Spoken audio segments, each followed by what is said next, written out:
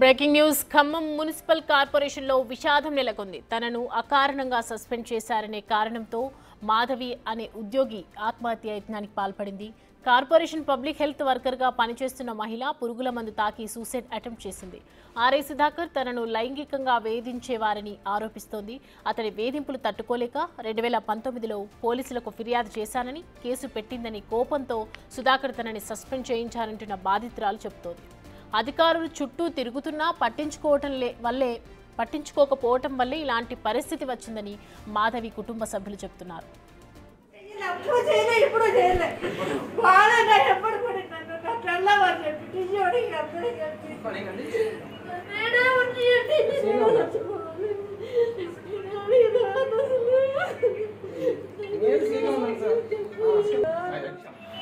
Already 20 ఏళ్ళ బట్టి revenue సెక్షన్లో పనిచేస్తుంది. పనిచేస్తుంటే వారు పనిచేస్తున్నప్పుడు ఒక అసిస్టెంట్ కమిషనర్ ద్వారా పేరుతో నోటీస్ ఇచ్చాడు. నువ్వు ఇక్కడ శానిటేషన్ డిపార్ట్మెంట్ వెళ్ళని చెప్పి నోటీస్ ఇచ్చాడు, సోకేజ్ నోటీస్ ఇచ్చాడు. దానికి సంబంధించి నోటీస్ కూడా రిప్లై తను ఇచ్చింది. ఇచ్చినట్టు ఇన్వైట్ కాపీ కూడా ఒకటి మన దగ్గర. ఇచ్చిన తర్వాత మాకు రిప్లై ఇవ్వలేదని, ఇచ్చినప్పుడు ఇవ్వలేదని చెప్పి ఇన్వైట్ కాపీ ఉన్నా కూడా కావాలని సస్పెండ్ చేశారు. ఈరోజు మళ్ళీ మొన్న వెళ్ళి కలిసాం, కలెక్టర్ గారికి గ్రీవెన్స్లు ఈ విషయం చెప్పాము. తర్వాత ఎస్ఎస్ కమిషన్ కలిసాం. వెంకటయ్య గారు కూడా కలెక్టర్ రాశారు. కలెక్టర్ గారితో మళ్ళీ అందరం వెళ్ళి మాట్లాడి, వదిన గారు మేము అందరం వెళ్ళి గ్రీవెన్స్లు చెప్పి నేను కలెక్టర్ గారితో మాట్లాడాను. చెప్తే సార్కి చెప్తే గ్రీవెన్స్లో ఆన్లైన్ లాస్ట్ గ్రీవెన్స్ వెళ్తే 2 వీక్స్ బ్యాక్ వెళ్ళాం. సార్కి మెయిల్లో వెళ్ళిపోయింది. వచ్చిన మొత్తం పేపర్ మొత్తం కమిషనర్ గారికి ఇచ్చినటువంటి పెట్టాం. తర్వాత కూడా కమిషనర్ గారు, ఎస్ఎస్ కమిషనర్ గారు చెప్పినా కూడా, వీరు కలెక్టర్ గారికి ఇనిషియల్ చెప్పినా, వీరికి ఫార్వర్డ్ చేసినా కూడా వీరు వినకుండా మాకు ముట్టలేదు, నోటీస్ రిప్లై కాదు మాకు ముట్టలేదని చెప్పి కావాలని సస్పెండ్ చేశారు వదిన గారు. దానికి సంబంధించి మనస్తాపం ఈరోజు మనం మళ్ళీ కలిసాం. సస్పెండ్ అయినా కూడా సార్ మాట గౌరవించి వదిన గారిని అందరం వచ్చేసి సార్ ఏం పరిస్థితి అని అడిగితే 4 రోజులు ఆగమన్నారు. కనీసం ఆయన వారు కలిసి మాట్లాడలేదు కమిషనర్ గారు. దానికి సంబంధించిన కాపీస్ మన కాదు ఉన్నాయి. ఇప్పుడు ఏం రిప్లై ఇచ్చాము. తర్వాత సోకి నోటీస్ ఇది, తర్వాత సస్పెండ్ ఆర్డర్ ఇచ్చారు. మేము కలెక్టర్ గారు పెట్టిన లెటర్ అన్నమాట. గ్రీవెన్స్ పెట్టాము, ఎస్ఎస్ కమిషన్ పెట్టాము. గతంలో కూడా అయితే ఒక ఎంప్లాయ్ ఉన్నాడు సుధాకర్ అని, ఆర్ఐనుడు. అతను ఇంతకుముందు వదిన గారిని ఇట్లా ఇబ్బంది పెడుతుందని చెప్పి ఇట్లా దాని మీద గతంలో మేము అందరం కుటుంబ సభ్యులందరూ కలిసి ఎస్ఎస్ కేసు చేయించాం. అతని మీద కేసు అయిందని చెప్పి కావాలనే అసిస్టెంట్ కమిషన్తో కలిసి ఈయన అంతా ఆ మీద పగతోని ప్రతీకారంతో చేస్తాడు. దాని ఫలంగానే ఈరోజు సస్పెండ్ చేయించాడు. సస్పెండ్కి దానికి సార్ ఇట్లా మేము రిప్లై ఇచ్చామని చెప్పిన కమిషనర్ గారికి 4 డేస్ ఆగమన్నారు. ఆగాము, ఈరోజు వచ్చాము. కనీసం కలవట్లేదు, కమిషనర్ గారు కలవట్లేదు. ప్రజెంట్గా ఆ మనస్తాపం గురి పాలసీ తీసుకుంటాం.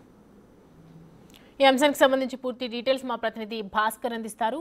భాస్కర్, చూస్తున్నాము సూసైడ్ అటెంప్ట్ చేసుకుంది ఒక ఉద్యోగిని మహిళ. సో ఇంత చెప్తున్నా కూడా ఎందుకు అధికారులు పట్టించుకోవట్లేదని?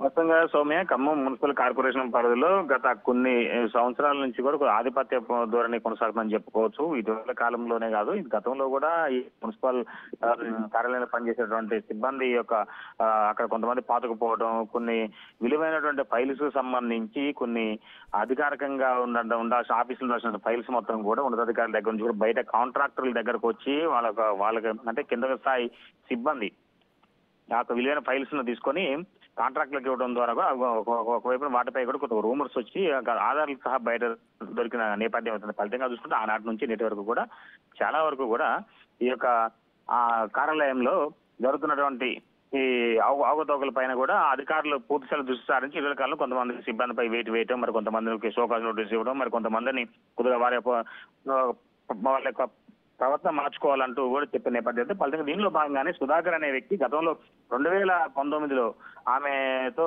లైంగిక వేధింపులు పాల్పడ్డారంటూ కొంత అభియోగం నేపథ్యంలో తనపై పోలీస్ స్టేషన్ లో ఫిర్యాదు చేశారు. ఆ సమయంలో పోలీస్ కంప్లైంట్ కూడా ఎఫ్ఐఆర్ నమోదు, అంటే వాళ్ళ ఎంక్వైరీ కూడా దర్యాప్తు చేశారు. దానిపైన అది కట్ చేస్తే మొత్తానికి అయితే ఇటీవల కాలంలో మరలా అతని ఆ కార్యాలయానికి విధులు నిర్వహించుకుంటూ వచ్చిందని, తర్వాత ఈ మాధవి పైన కూడా అంటే కొద్దిగా అక్కసు వెళ్ళగక్కుతూ ఆ ఉన్నతాధికారులతోటి వేధింపులు పాల్పడుతున్నారనే అభియోగం మోపారు. మొత్తానికైతే మాత్రం గతంలో జరిగినటువంటి అవకతవకలు కొన్ని మరోవైపు ఇటీవల కాలంలో విలువైనటువంటి ఫైల్స్ కూడా బయట వ్యక్తులకు పోవడంపై కూడా ఇలాంటి ఘటనకు పాల్పడడంతో అధికారులు సోకాలు ఇవ్వడంతో మాధవి కూడా ఒకసారిగా ఈ యొక్క ఆత్మహత్యల కారణాలు కూడా వస్తున్నట్టుగా వదంతులు ఏర్పడుతున్న నేపథ్యంలో దీనికి సంబంధించి అధికారులు పూర్తిగా దృష్టి సారించారని చెప్పుకోవచ్చు.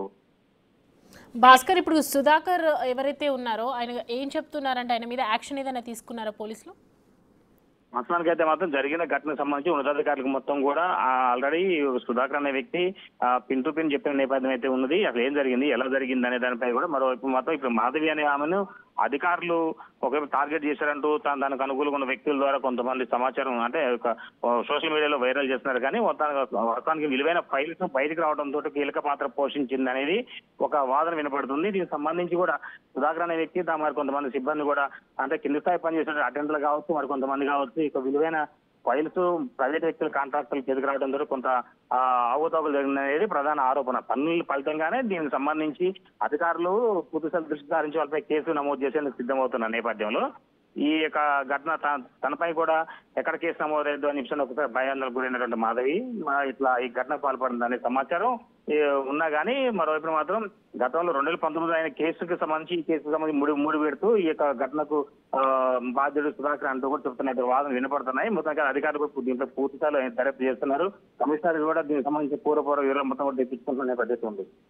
Thanks for the updates Bhaskar. అరే